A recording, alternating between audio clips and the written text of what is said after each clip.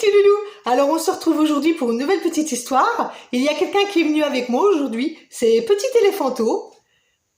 Bonjour. Voilà, donc Petit Éléphanto avec l'araignée Mirabelle qui est venue vous dire bonjour.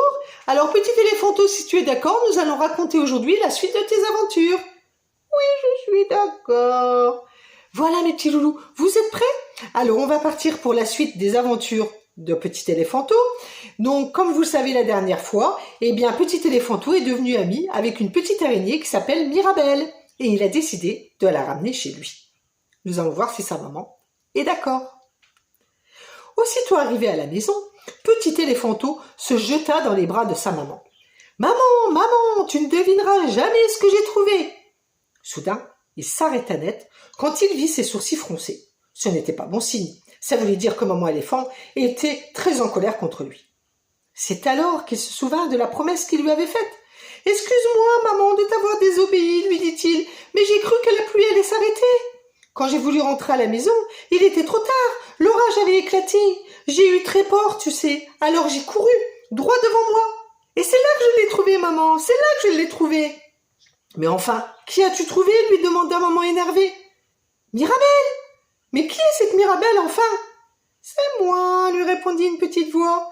Maman éléphant faillit tomber à la renverse quand elle aperçut la petite araignée. « Mais, balbutia-t-elle, mais qu'est-ce que je vois là ?»« C'est mon amie Mirabelle, » lui dit fièrement Petit Éléphanto, « et elle va rester vivre avec nous. »« Il n'en est pas question, » lui dit maman. « Tu vas la ramener tout de suite où tu l'as trouvée. » Alors, Petit Éléphanto se mit à pleurer à grosses larmes. « Je t'en supplie, maman, laisse-moi la garder. Je t'aiderai à la maison et je ramènerai de bonnes notes de l'école. » Soudain, une petite voix se fit entendre.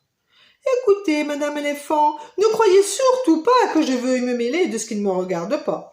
Je veux seulement vous prévenir que si vous n'acceptez pas de me garder, votre gros bêta de fils va nous faire une rivière avec ses larmes que nous risquons de nous y noyer tous les trois. » Maman éléphant fixa alors son fils et vit dans ses yeux qu'il était vraiment malheureux à l'idée de perdre Mirabelle.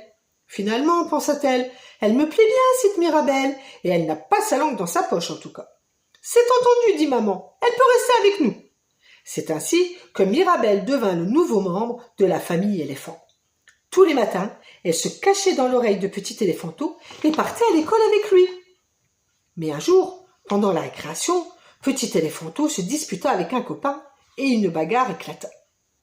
La catastrophe ne tarda pas à arriver et Mirabelle tomba de son oreille. Elle avait tellement peur de se faire écraser par leurs grosses pattes qu'elle courut tout affolée droit devant elle. Pendant ce temps, alors qu'il était au coin, Petit Éléphanto s'aperçut que Mirabelle n'était plus dans son oreille. Désespéré, il se sauva en courant pour essayer de la retrouver. Il la chercha pendant des heures. Mais la nuit venue, toujours pas de petite araignée. Tout triste, il rentra à la maison avec l'espoir que peut-être elle y était retournée. Mais Mirabelle n'y était pas. Il se coucha alors, tout malheureux, en ne pensant qu'à une chose, retourner dès le lendemain matin la chercher.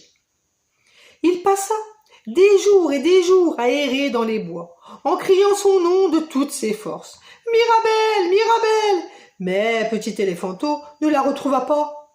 Il avait perdu sa Mirabelle à tout jamais. Il devint dès lors très malheureux. Il ne mangeait plus et il ne sortait plus de son lit. Papa et maman éléphant commencèrent à s'inquiéter car ils ne savaient plus quoi faire pour lui rendre son sourire. Enfin, un matin, Petit Éléphanto accepta de se lever de nouveau. Un jour qu'il sortait de l'école, il se mit à pleuvoir très fort. Il décida de s'abriter dans la petite cabane en bois que les maîtresses utilisaient pour ranger leur matériel dans la cour.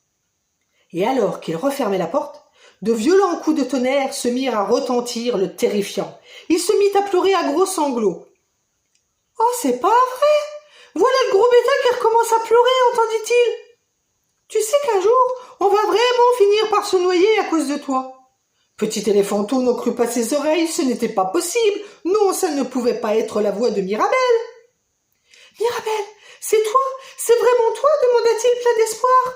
« Évidemment, gros patapouf. Qui veux-tu que ce soit d'autre? »« Mais je croyais t'avoir perdu pour toujours. Je t'ai cherché partout. »« Eh bien, il faut croire que tu n'as pas bien cherché. lui répondit-elle rouge de colère. J'ai tellement eu peur de me faire écraser avec vos grosses pattes que j'ai foncé droit devant moi. Et dans la panique, j'ai perdu mes lunettes. Tu te rappelles, je suis myope, moi. Si bien que je ne voyais plus rien. Alors, j'ai dû rester ici, dans cette cabane. Pour se faire pardonner, Petit Éléphanteau se mit à la recherche des lunettes et les découvrit dans un coin de la cabane. Il les remit immédiatement à Mirabelle et cette dernière, toute heureuse, grimpa sur sa trompe en lui disant « En route pour la maison, mon gros patapouf !» Et elle lui fit un énorme bisou sur sa trompe. Il en devint tout rouge et tout sauta. « Bon, ça va, lui dit-il gêné. » Arrivé à la maison, Petit Éléphanteau s'écria fou de joie. « Papa, maman, venez voir, j'ai retrouvé ma Mirabelle !» Papa et maman éléphant arrivèrent en courant. « Mais qu'est-ce qui se passe ici? C'est quoi tout ce vacarme ?» demandèrent-ils. Mirabelle sortit alors sa tête de l'oreille de Petit Éléphanteau et leur dit « Devinez qui est de retour à la maison ?» Et c'est ainsi que Petit Éléphanteau garda bien au chaud dans son oreille une amie araignée. Et malgré leurs différences, ils devinrent les meilleurs amis du monde. Voilà mes petits loulous, c'était Petit Éléphanteau et l'araignée Mirabelle. Voici le livre, vous pouvez retrouver l'histoire, donc c'est sur Amazon. Alors Petit Éléphanteau, je crois qu'il est temps de dire au revoir à nos amis. Au revoir les petits loulous. La petite araignée Mirabelle aussi. Et avant de partir, je voudrais souhaiter la bienvenue à Esteban qui a 2 ans, qui habite à Bellegarde dans le Gard. C'est un nouveau venu dans Mimi Souris. Alors Esteban, je te fais de gros bisous. Et Petit Éléphanteau, tu fais de gros bisous Esteban? Gros bisous Esteban, à bientôt.